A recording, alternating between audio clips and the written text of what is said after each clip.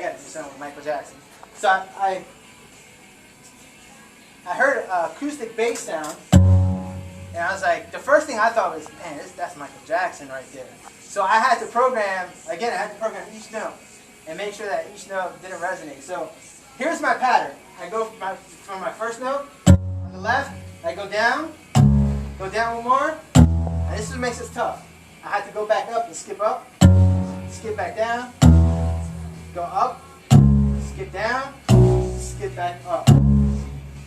So it's not just me going da da da da da. No, it was a whole different pattern. So again, Billie Jean's only 4 notes. So I have this.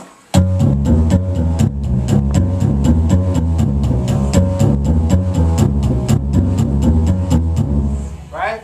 And then the Billie Jean groove, which is this.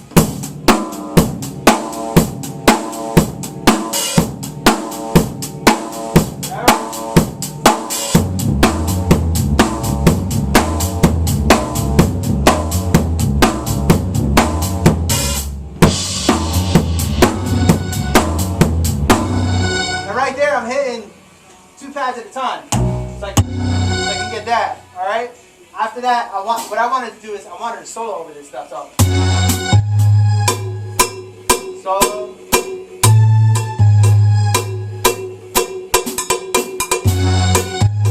etc. Right. And I also had this Michael Jackson. All right. So here's my whole Michael Jackson section. So I started with this groove, real slow.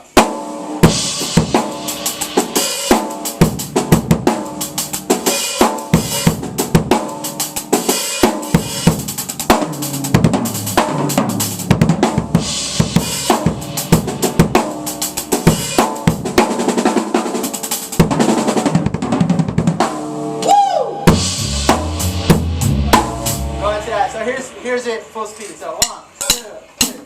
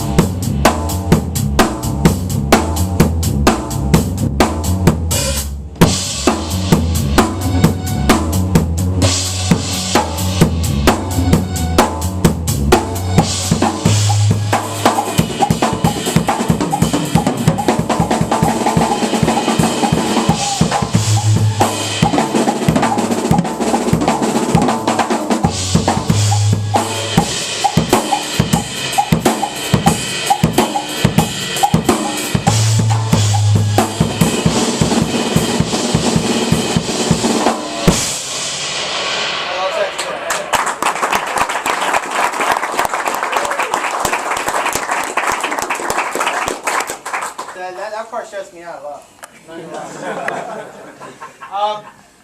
The next section, I go into what I call like the DJ section or the scratching section. Let me get my cymbal first. So,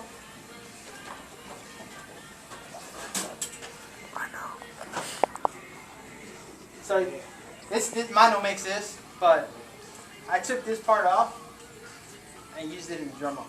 But it was clear. I think I had it in my back somewhere. So nobody saw it. I don't know if it was legal or not, but it doesn't matter. I got away with it. So most of the time, what guys do is they'll put the actual cymbal on the snare head, and you get like the clapping sound. So let's do something like this, like 1, 2,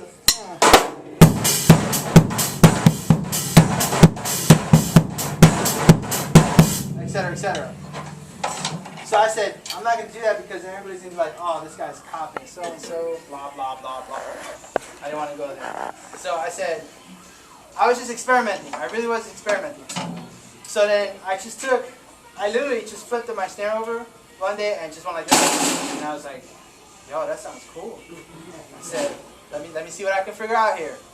Now if you notice, because it's metal on metal, it's louder. And it's more pronounced. Alright? So I said, man, maybe I can come up with a groove, using this. So what I did was, I just used a regular house groove, like.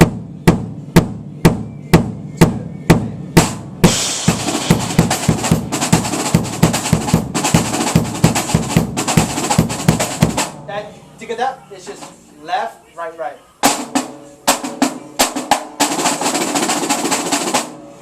that's all it is. So.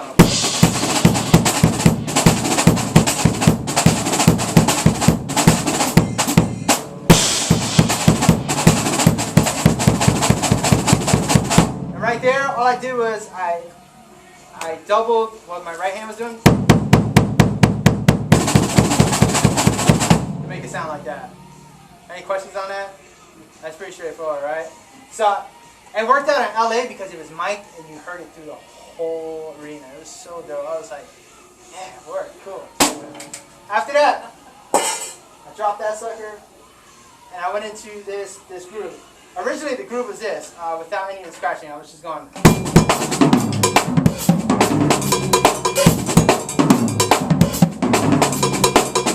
Right? But I was like, man, I seen somebody do a DJ thing, which was real cool. Some scratching, let me see what I can come up with. So I came up with this. 1, 2, 3, 4.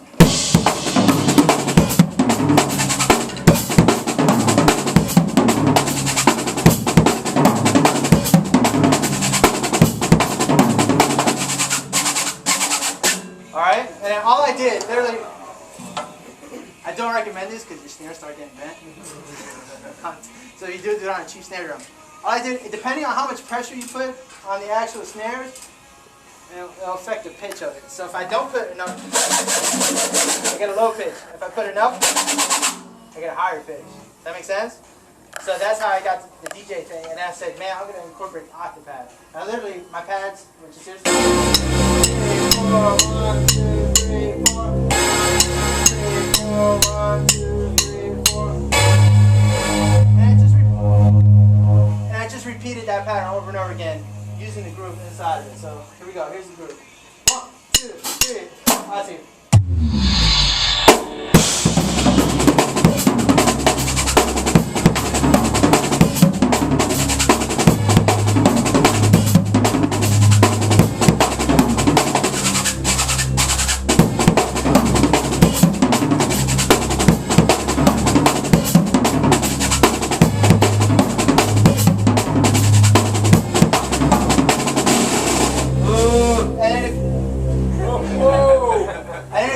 Into the drum, depending on what the pitch is, you'll get a sympathetic vibration. That's all I did. So, not really rocket science, but I thought it was. I never seen anybody do it, especially in Drum-Off. So I said, man, I'm going to use it. See what's up. Any questions on that? Cool. All right. Oh, also, here's a tip, man. You guys can steal this because I didn't use this in the Drum-Off. And I don't care anymore, really.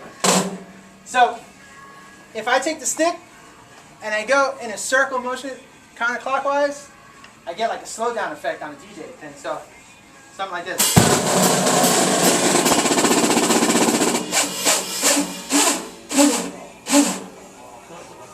You know what I'm saying? I forgot to do it in the Drum-Off, and I was like, my students were like, what happened? And I was like, I forgot, sorry. I'll do it one more time. So if anybody uses it, cool. This is what I did. I go buzz roll, and 16th note, 1, 2, 3, 4, buzz. Then I go into a triplet. 1 triplet, 2 triplet, 3 triplet, 4 triplet. But with double stroke, so that makes it a sextuplet. Right, so I had this 1, 2, 3, 4. Right? And then after that, I would go into the scratching thing. Starting quick and then slowing down. So I have to.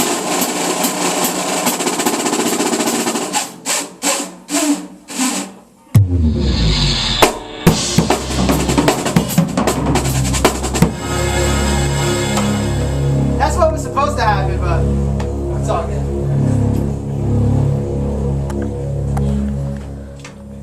Then after that, I just played some grooves, and then I had transition. Just a bell, like there's a bell and a xylophone. What made it sound a little complex is that instead of me going 1 triplet, 2 triplet, 3, I added triplets on this. I added doubles, sorry, to make it a sextuplet. And that's how I got that. So that was my transition. And then I went into Jay-Z. I forgot what the song is called. Maybe somebody will recognize it. So I'll do it slow. 2, 3.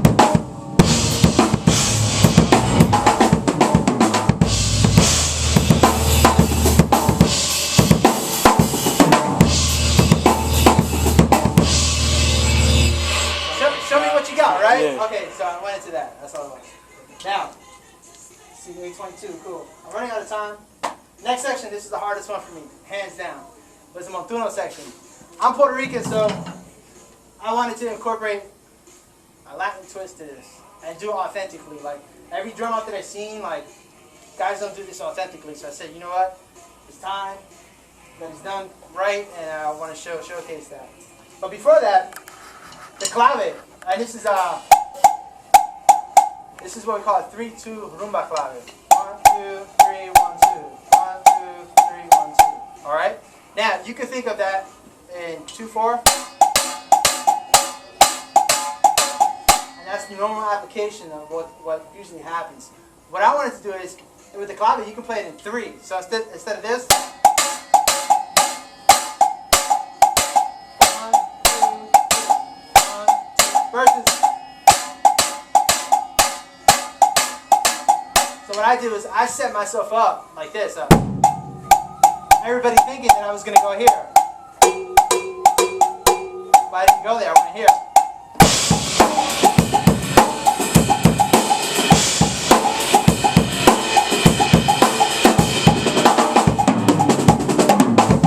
Then I went into the 2. So I wanted to give an illusion like people go, woo, what just happened, you know? So, and it was just one of the techniques that I wanted to use. So, I'll go from here.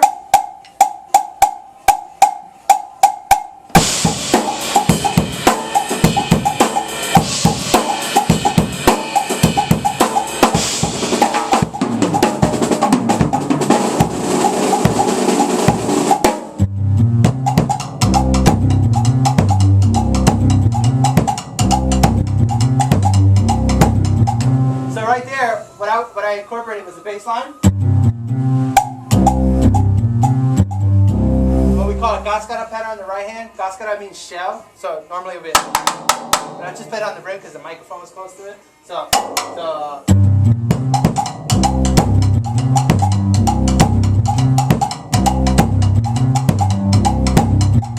right?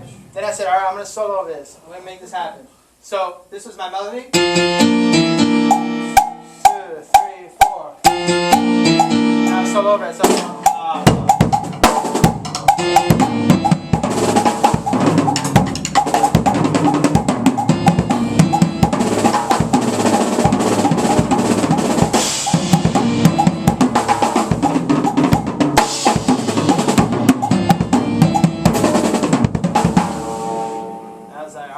we're going to take this a little further. I said, how cool would it be if I played both of those parts together at the same time? So this took me a long time, I'm not going to lie to you. So I did this slowly. I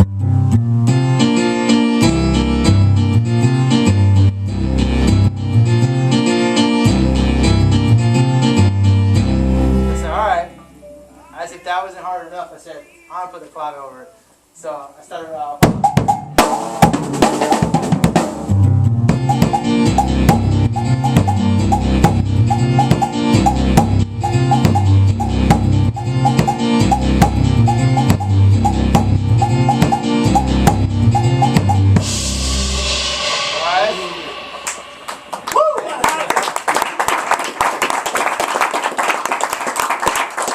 that was definitely the hardest section. And then I'm almost done here. So, next section, I see Benny Greb do if you don't know who Benny Greb is, check him out on YouTube, trust me. Benny Greb is the truth.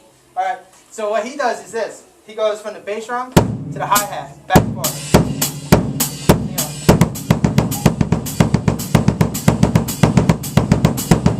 Which is a cool ostinato, but I didn't want to do the hi-hat part because I knew I was going to have to do something with the octopad. So I kept the same bass drum pattern, but I did right, left, left. From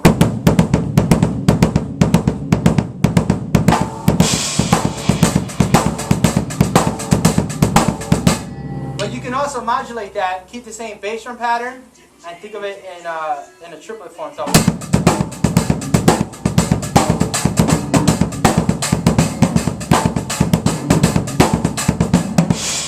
that's what I went into. So I started in a basic 4/4 and then modulated into that little triplet thing. And then all I did was go into a chord progression.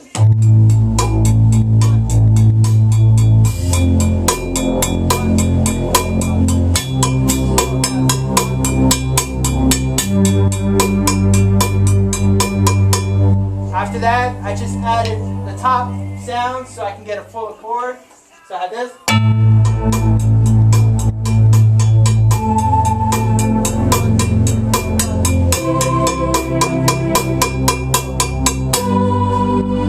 So here's the whole section.